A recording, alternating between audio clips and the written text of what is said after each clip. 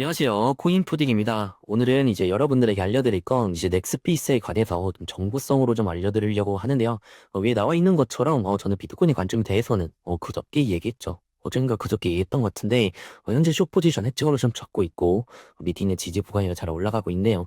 뭐 오늘은 이런 차트 분석보다는 이제 넥스피스 이제 곧 이제 유동성 때문에 지금 언제가 될지는 모르겠지만 곧 될 것 같거든요. 그래서 저도 이제 메이플 스토리도 좀 해봤고 근데 이 코인은 과연 어떤 코인인가에 대해서 좀 비판적으로 시선을 좀 바꿔서 말씀을 드려보도록 할게요. 제가 최근에 이제 블록체인 관련해서 공부를 좀 하고 있기 때문에 제가 뭘 엄청 전문가는 아니지만 제 시각적으로 좀 분석을 해보는 시간을 가져보도록 하겠습니다. 일단 그래서 이제 이 정글 쪽에서 잘 열심히 좀 적어주셔가지고 이거를 기반으로 말씀을 좀 드려보도록 할게요. 일단 이거 티커경이라고 하죠. NXBC라고 하는 이제 토큰이고요. 위에다 좀 보면은 이렇게 목차 같은 느낌으로 제가 말씀을 드려보도록 할게요. 일단 이거 다 읽어보진 않고 제가 좀 함축해서 읽어봤으니까 말씀을 드려보도록 하겠습니다. MSU 커뮤니티의 97%를 토큰을 배분한다라고 이렇게 적혀 있죠. 네, 이걸 읽기보다는 간략하게 핵심만 좀 말씀해 드리면 MSU라고 해요.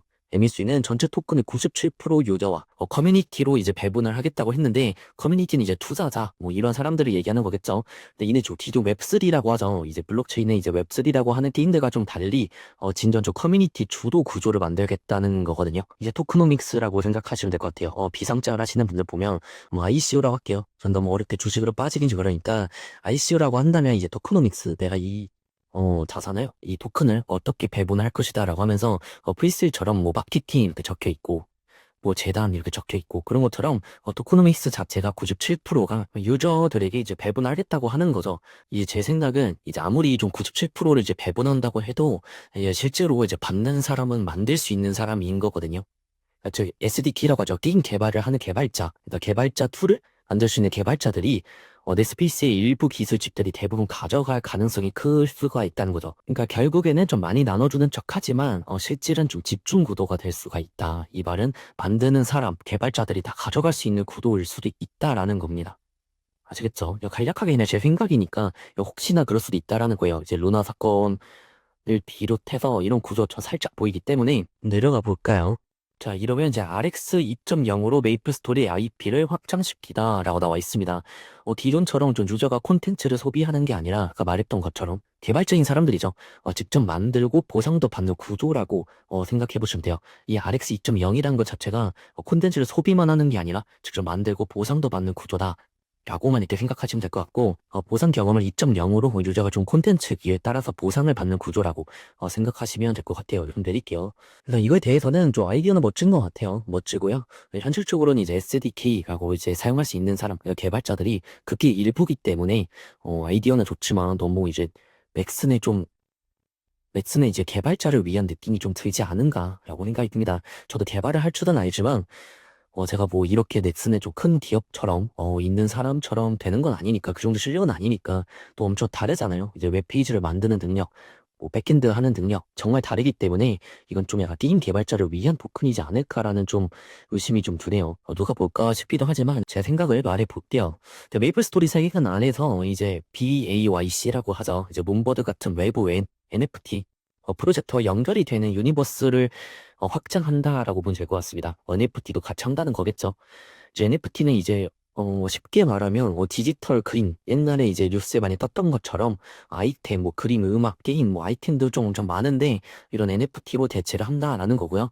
기존 메이플 팬들 같은 경우에는 이제 BAYC라고 하는 외부 NFT 캐릭터 좀 익숙지 않을 수도 있어요. 그래서 이제 내가 경험해보지 못한 거에 대해서 혼란스러워하지 않을까? 이거는 뭐 그렇게 큰 내용은 아닙니다. 내가 좀 짚어봤고요. 자, 이거에 대해서 아까 제가 방금 말했던 거랑 비슷한 요지인데, 이게 뭐냐면 커뮤니티 함께 풍부한 콘텐츠 생성. 자, 이렇게 보면 일반 입장에서는, 나도 그럴 수 있나? 라고 생각할 수 있겠지만, 유저가 직접, 그러니까 개발자가 직접 던전이나 아이템을 만들 수 있는 거. 여러분들이 지금 최근에 유행했던 게 뭐죠? 저 한 10년 전에 했던 것 같은데, 메이플 스토리는 최근에 이제 옛날 빅뱅 전 업데이트를 생각해보면 될 것 같아요.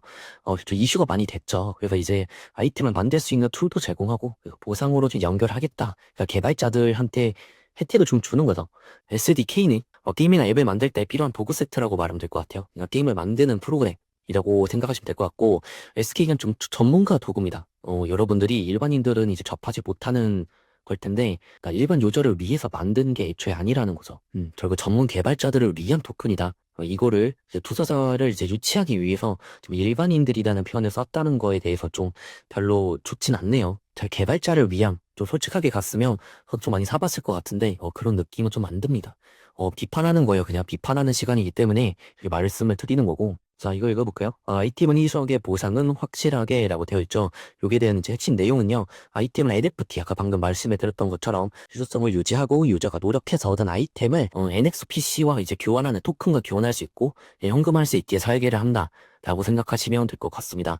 희소성이라는 말 자체가 뭐죠? 수량이 좀 적기 때문에 가치가 높다라는 의미겠죠. 그러니까 한정판 아이템이나 한정판 운동화처럼 생각하시면 되는데 이게 NFT 아이템이 게임 자산이잖아요. 근데 이게 투자 수단이 되는, 순간이죠. 어떻게 보면은 그렇게 될 수 있다는 건데, 게임이 아니라 좀 돈 벌기 수단으로 변질될 가능성이 좀 있어요. 그렇지만 이 게임을 이제 이 코인을 갖기 위해서 하는 사람은 없기 때문에, 요거는 막 그렇게, 비판적인 시각으로 좀 보기가 애매하다고 좀 보여지네요. 자, 이 옆에 보니까 이게 좀 잘렸는데, 이거는 밑에 보여드리려고 하는 거니까, 읽어드리면은, SPC 이 모든 것을 위한 마스터 키라고 나와 있습니다. 이 주된 내용은요, NSPC 토큰이죠. 이제 코인이 이제 보상, 콘텐츠 거래, 아이템 교환 등등 이제 모든 좀 핵심 흐름이 관통하는 메인 토큰인 거잖아요, 결국에는. 일단 거버넌스에 대해서 좀 말씀드려야겠네요.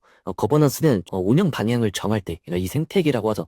이 블록체인 생태계라고 하면 이 투표 권한 등을 좀 부여받는 토큰이라고 생각하시면 될 것 같아요. 그러니까 뭐 거버넌스 진행 중 이런 거 막 배도지 같은 거 막 옛날 하셨을 때도 보셨고 그렇잖아요. 이런 운영 방향을 정할 때 투표 권한을 주는 거죠, 결국에는.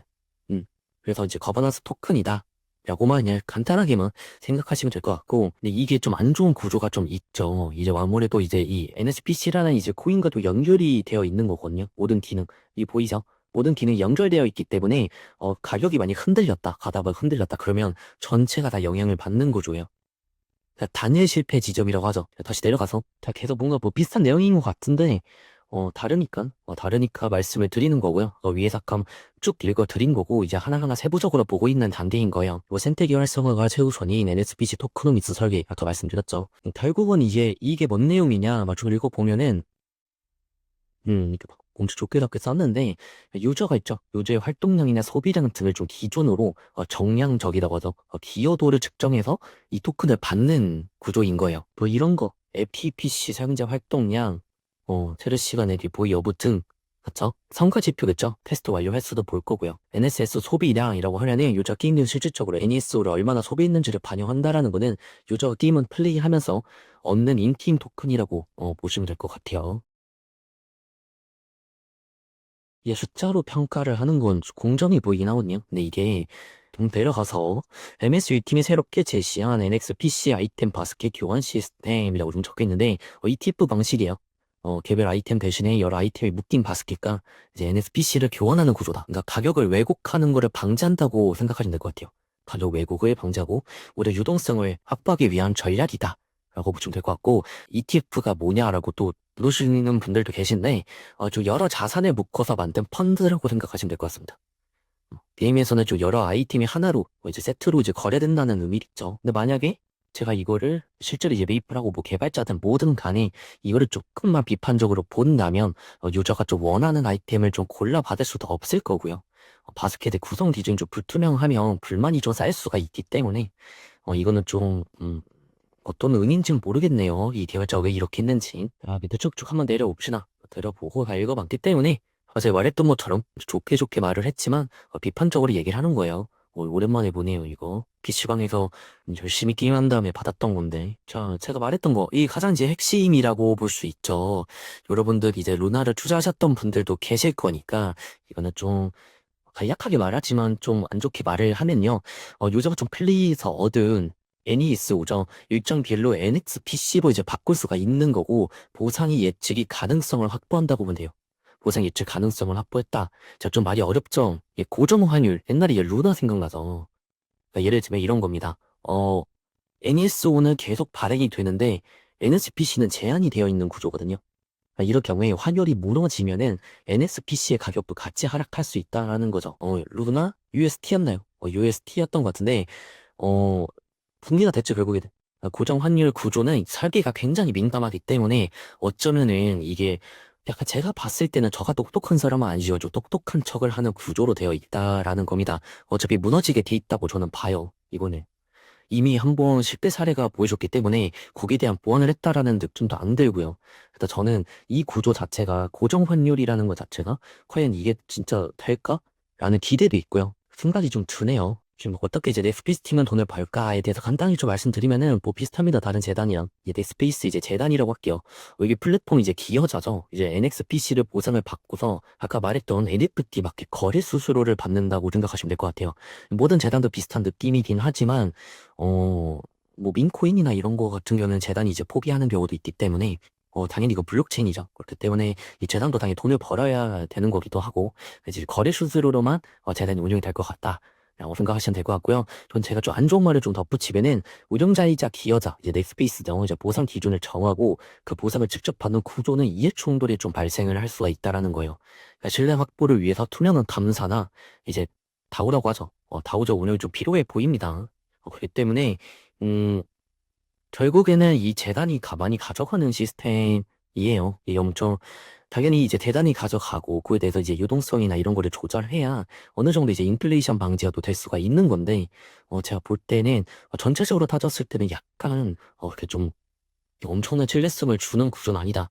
물론 이거는 제가 비판적으로 바라보기 때문에 그런 거고요. 그럼 마무리로 이제 MSCU와 이제 NXPC의 전체 구조랑 이제 사용의 철학 그다음에 약간 제 개인적 의견이 담겨 있는 리스크까지 좀 종합적으로 살펴봤는데 충분한 리서치 없이 참여하는 거는 좀 리스크가 될 수 있기 때문에 여러분들 저 말고 저는 그냥 대충 제 생각을 얘기를 했지만 그래도 좀 투자를 할 때는 어느 정도 지금 유동성 확보 때문에 기회를 또 주고 있잖아요. 그래도 다양한 유튜브 업무들 보면서 공부도 하셨으면 좋겠고요. 저는 계속 비트코인 포지션은 계속 숏 해칭을 갖고 있고요. 롱도 당연히 매집을 하고 있고요. 이 구조는 제가 그저께 올렸던 영상에서 나와 있으니까 여러분들도 성투하셨으면 좋겠습니다. 저희 채널은요, 리딩방도 안 하고요.